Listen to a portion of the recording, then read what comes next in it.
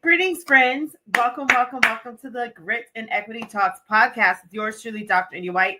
Thrilled to be here with you. Happy 4th of July week. I hope that you are just loving that. For us over here in the USA, born and raised Americans, I just think that, I'm so honored to be a part of this wonderful nation. Thankful to God for all the blessings, and I'm thankful to be free. Woo! That was a mouthful. With that said, I do want to go right into the announcements. First things first, the Grit and Equity Talks podcast with Dr. India White will be featured on the X Factor EDU network, hosted by Dr. Matthew Joseph. In addition to that, you can find this podcast also on all of my social media channels. So all of my social media channels, you've got Facebook is Miss India White, LinkedIn is The India White, Twitter is Indie Speak and Teach, Instagram is Indie238, YouTube is India White 123, TikTok is Dr. India White. If you're on Blue Sky, it's Dr. India Grit. And then I also have Threads, which is, I think, the same as Instagram, Indie238. Check out also my website, www.india-white.com, for books, blogs, or to schedule me for a speaking or coaching event. I'd be honored to join you guys. If you're doing trainings at your school, principals, whatever, get with me. Let me know how I can support you. I am also excited to talk about some upcoming conferences. We've got camps right around the corner. Super excited. I'll be doing a couple of sessions at camp. So if you're there, please join us. I'm excited to do a session with Peter with Building Thinking Classrooms. We're going to talk about productive struggle. Please join us. We might have some prizes for you. You never know. Also, I'm excited to join you guys in LA to do some trainings there. Also in CSM, NCTM, Making Math Moments, and beyond. From the bottom of my heart, thank you to everyone. I'm also doing a session. It's going to be a virtual session. I'll include it next week that I was just invited to, and I forgot about it. But anyways, I'm excited about all these great times to just kind of be among you guys. I could not do this work without you. You know, the work of grit, the work of equitable practices is a lot. It takes a lot of strength, rigor. It takes dedication, commitment. And, we've been championing this work at least for a solid 4 or 5 years, I'd say. And it's not going to stop. I'm looking to just spread the message in this gritty nation, this grit movement, just to let us know, it's all about having that great resilience in time and, not giving up on yourself and your dreams or on others that are assigned to you. So let's keep it going. I do want to continue with my announcements. I do have the Grit Mini Workshop, Grassroots Workshop. So it's check it out with Robert Kaplinski and the crew over there on Grassroots Workshop's website. Thanks, Robert, for that. Also, Grit Academy. I'm helping your students pass SAT, ACT, and beyond. We can tutor you all the way from kindergarten to calculus. So send your students my way. Also, this podcast, again, the reminder is, if you're looking to close the achievement gap, you just need some classroom management issues, your students aren't motivated to do work, you need some ideas over the summer, then join me on this Grit and Equity Talks podcast. I'm your girl when it comes down to talking about grit. I will be here for you. Now, with that said, I do want to talk with you a bit about how we can spread grit in the community. So we're going to talk about having gritty communities. For those that are just joining and you're like, okay, what is grit? I do want to remind you, grit is having great resilience in time, meaning that the more amount of resilience you have in a shorter amount of time, the more grit you have. So for instance, you're at the airport, you're trying to catch a flight. You have 20 minutes to get on the plane. Your gate is 15 minutes away. You are hauling tail through grit to get through all of the people walking past you, right? To do what you need to do to get to that plane. That's being gritty in that short amount of time. But if I told you that, your plane's not coming for another 4 hours, I mean, you're going to go hang out at Starbucks. You might go to one of the special VIP lounges in the airport. You'll call a couple of people, work on some assignments, whatever, do whatever, read a book, whatever. The grit level's not that high because you've got more time to accomplish a goal of catching the plane. So I hope that is a good explanation of what grit is and how grit works. Grit is not, and I talked about this in the last episode, but grit is not doing insurmountable tasks in unrealistic amount of time. So it's not saying, oh, like as a teacher, for instance, I'm going to give my student 20 assignments due in an hour. That is abuse to me. I think that's just ridiculous. I don't think you're setting a student up to win. You're setting them up to fail, and you're setting them up for gotchas. If your concept of grit is a gotcha concept, it's not grit, right? It's something else, and it's not a practice that I would recommend. Now, with that said, I do want to give you guys some tips about communities and gritty communities and how we can spread the message of grit as members in the community, whether you're a parent, part of the PTA, you're part of it, you're a philanthropist, you have nonprofit organizations, whatever, and you're really trying to help people be more gritty in the home and things like that. First things first, I think it's imperative to connect with the families in your community. A lot of families might feel a little bit detached because maybe they don't know how to get connected and plugged in.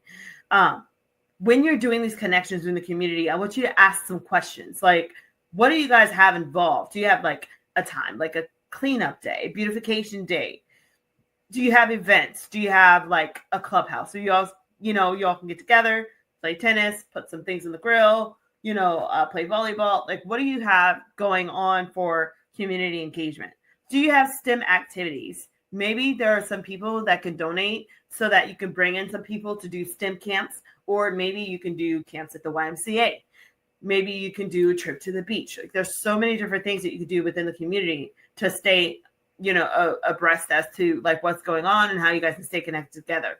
I would also say, just community awareness regarding like who's in your community, like having that cultural awareness and cultural responsiveness, celebrating birthdays, just making sure that you're watching out for each other. There's nothing worse than having like the power go out in your community and, you're just kind of looking for people to help you with the generator and things like that. And you don't have anyone, right? So it's imperative that you stay connected with those in your community. So having that sense of community, sense of belonging, sense of camaraderie, so that you guys can get a lot of things accomplished. Also, if you have any type of tips as a member of your community as to how you can help your students thrive, then share them. Is there a teacher that's really good? Is there a school that's really good? Is there, a grocery store that's good? Is there, events going on in the community? Are there, people coming in to perform that can be a great outing for, those in your community? And stay gritty about it. Like keep that motivation, keep your energy levels high, right? Anybody can lounge around and be, pessimistic and lazy, whatever, but it takes, an intentional amount of grit where you say, no, I'm going to get up and do something and be active. Maybe you guys can jog together, walk together. There's so many different things and ideas that you can really start embracing as you're trying to, spread a gritty message across your community. I want to now shift it a little bit more towards education. I was able to find some things for you guys. I want to talk about it. And why are we talking about this? Because our communities are undergoing some funding cuts within the education budget. And this is not to promote any type of political anything. This is just to let you know what is out there, what's being done, and how we can be optimistic moving forward and stick together despite what's going on. So with that said, let's look here and raises cash for schools, teacher training, and migrant students. So $5 billion with a B for federal funding is at stake, according to education advocacy groups. So here it says the Trump administration will withhold billions of federal dollars from states and local schools that were expected to be available on July 1st, according to notices sent to federal grantees on Monday. It's a move with the potential to imperil after-school programs, teacher training initiatives, and education for migrant students. Some education advocacy groups estimate that approximately $5 billion is at stake. I don't know about you, but there's a lot we could do with $5 billion.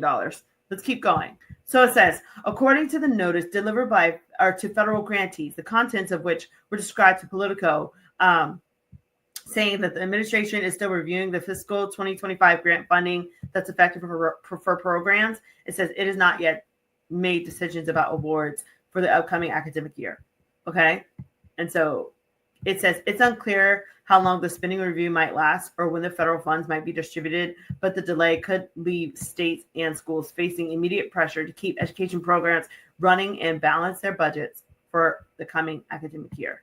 So there's a lot here. It says the impact of the decision will be felt across multiple jurisdictions. The funds will be withheld from affecting programs that represent at least 10% of the federal K-12 education spending in 33 states and territories. Okay, so there's a lot, according to Learning Policy Institute. It says the administration must make full extent of the title funding available in the timely manner. These funds were approved by Congress and signed in law by President Trump in March. So schools need these funding to hire key staff and educate students this summer and in the upcoming school year. So there's a lot going on here, as you can see. I think the biggest thing that we are concerned about is the staffing, right? And the funding of after school programs. You know, what are you going to do if you don't have a program to put your kid in after school? Well, that's when I think as parents, we need to start looking at what's available that's free resources online or within the community. That's what I'm saying. Maybe the parents can get together and, you know, maybe some stay-at-home moms can all gather together and do some things. Maybe there are some mom groups on social media and things like that you could become a part of, and maybe you guys can put some things together. You know, so not all hope is lost. It's just going to get sticky for some states.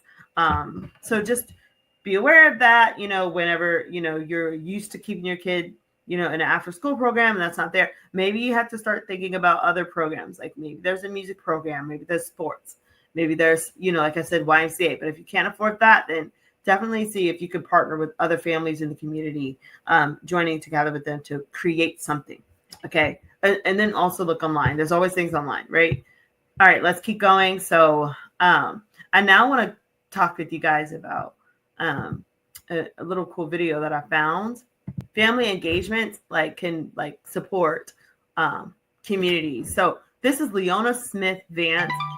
And she's talking about family engagement in school. So let's see if you can hear. Students learn best when educators at school and family members at home work together to support education.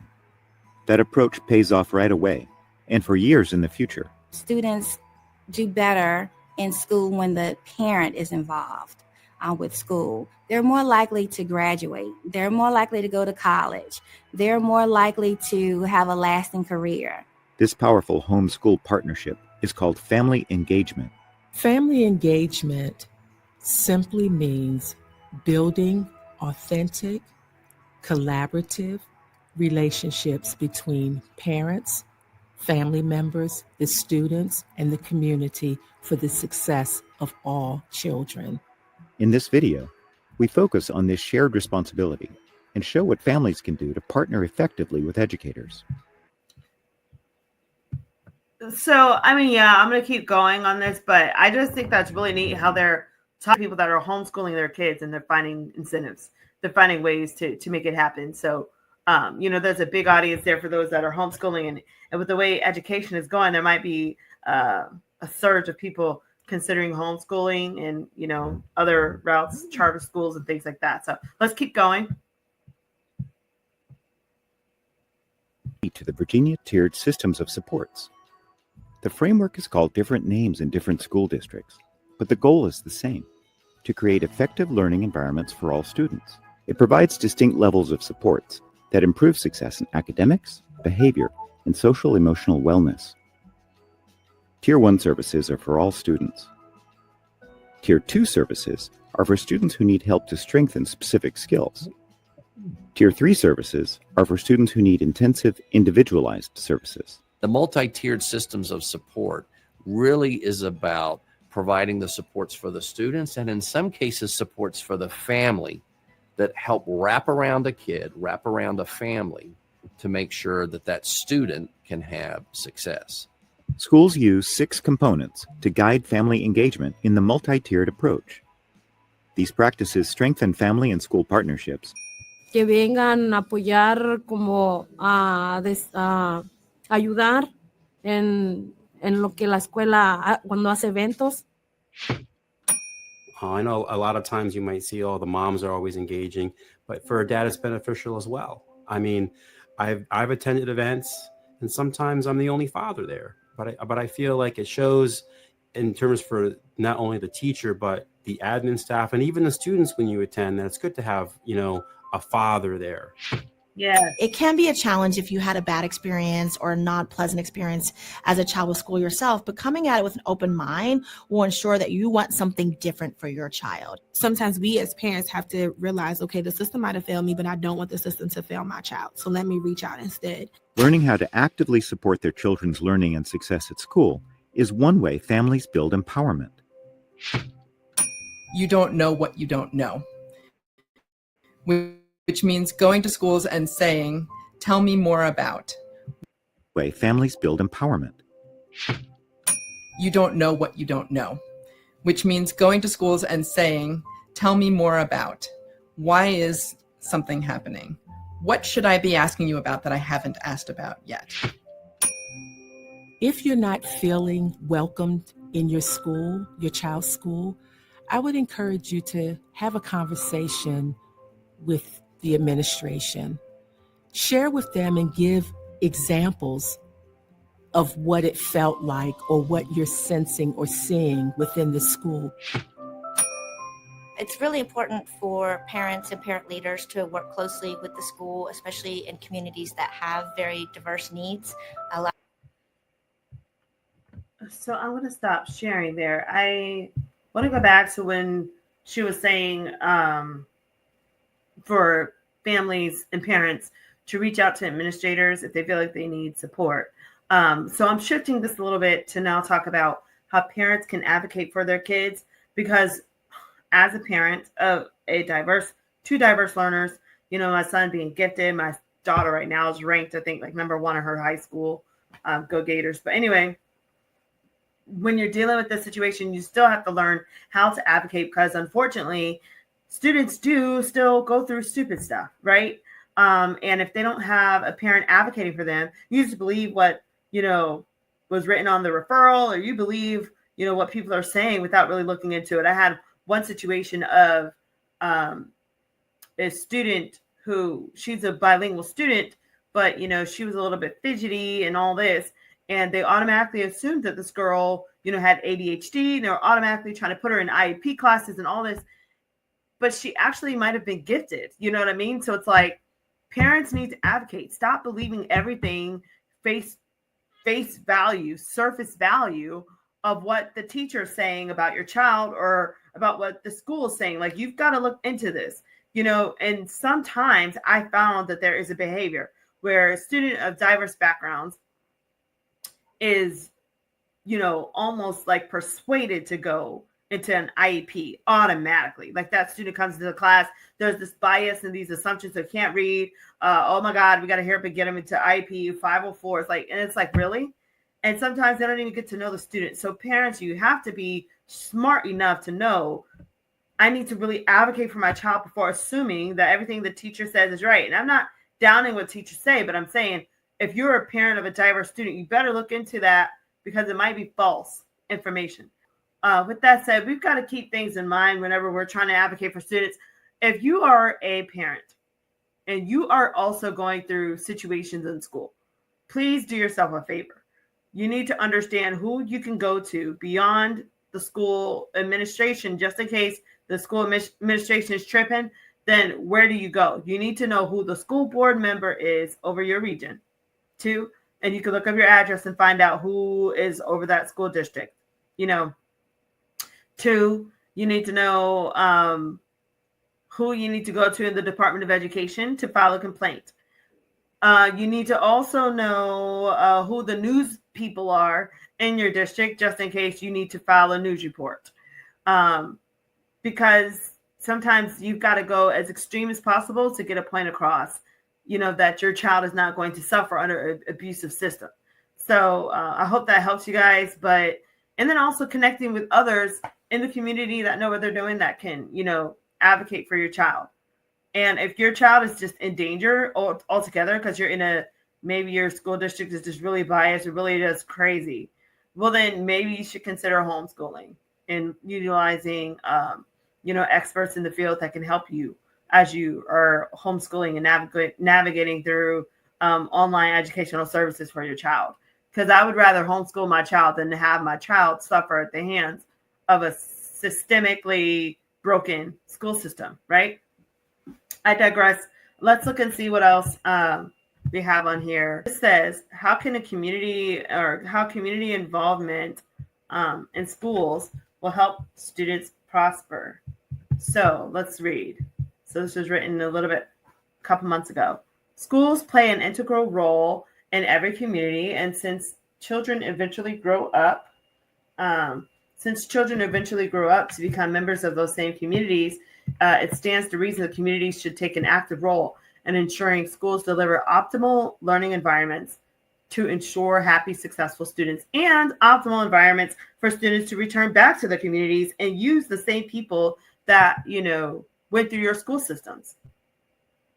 Here it says, while families and community partners often donate their time and resources to help schools thrive, responsibility for driving community engagement lies within the schools and school districts.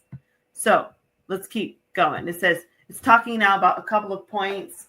Here they're talking about the importance of increasing access to community-based learning. So it says, Northern Youth Abroad is one community-based organization that receives funding to implement pilot project that connects over 20 Indigenous students. I love this, right? From various regions. Okay. They also talk about trying to boost student retention. Having a sense of belonging means that students feel valued, accepted, and included by their teachers and peers. Okay, it's hard to include a student if you feel like they're beneath you or their culture doesn't matter. It's really hard to feel like they belong, and it's hard for them to want to come to school and be motivated. And especially if that behavior is condoned. Okay. Also, they talk about improving school attendance rates. When students feel like they don't belong to a strong community, it can negatively affect their learning experience, yes, and their attendance rates. And then it talks about community involvement in schools can help with this. When students and minority groups see themselves as represented in a wider community, and they see the involvement of that community in their school, learning experiences and attendance rates are greatly improved. So how do you do this? So a teacher may not know what's happening in a child's life. A parent may not understand or agree with the teacher's approach to delivering the curriculum. A local business may not understand the importance of supporting. So you have to start having both formal and informal community groups. I think it's a good idea. They also talked about having opportunities for inclusive education and decision making. So encouraging participation from all community groups and events to contribute to the decision making and using unbiased engagement platforms. Unbiased, you've got to have diverse perspectives, which means more than one Black person, more than one brown person at the table. You need to really mix it up. And so then they have a case study here. Elgin School District is a U46 engaged its community to help shape a critical African American studies in their curriculum. So they did that in Illinois. Good for them. Number 3, it says you can build community awareness campaigns. Number 4, use school community hubs. They have another case study. And so it says, basically, how are you going to do that? Well, you want to look at building strong relationships with community members, parents, and students. And how are you going to do that and build those relationships? You need an unbiased engagement platform. Okay. Yeah, so this is pretty cool. Again, this article, give them their flowers, thought exchange. So by thought exchange. Cool. So I'm going to stop sharing. So with that said, that was pretty cool. Just do what's right by kids. Just be mindful that, you've got people coming from different backgrounds, different situations. You have students coming from all different types of, situations and family dynamics. So we have to remain sensitive, use velvet gloves, and really care for our kids and do what we know is right. So with that said, thanks so much, guys, for letting me share today on the Grit and Equity Talks podcast. I hope you're able to take some nuggets from this. Again, this podcast is if you're trying to, close the achievement gap, you're having classroom management issues, or your students aren't motivated to do work, you can join me here. We talk about various issues, within the community. I'm looking forward to seeing you guys at various events. So see you at camp, see you at the LA trainings, NCSM and CTM, Making Math Moments and beyond. Looking forward to seeing your responses in the GRIT workshop. Thank you to those with the wonderful reviews and responses, and to all of you, thank you so much. Also, make sure you follow me, guys. I would love to follow you. If you have a question for me or you want to be on the podcast, send me a shout out, send me a DM. My Facebook is Miss India White, LinkedIn is the India White, Twitter is Indie Speak and Teach, Instagram is Indie238, YouTube is India White 123, TikTok is Dr. India White, Threads is Indie238, Blue Sky is Dr. India Grit and beyond. Also check out my website, www.india-white.com, for books, blogs, or to schedule me for a speaking or coaching event. Make sure you're watching this podcast with Dr. Matthew Joseph on the X Factor EDU network. It can also be found on Spotify. So with that said, guys, thanks so much for joining me. And until next time, stay gritty. See ya.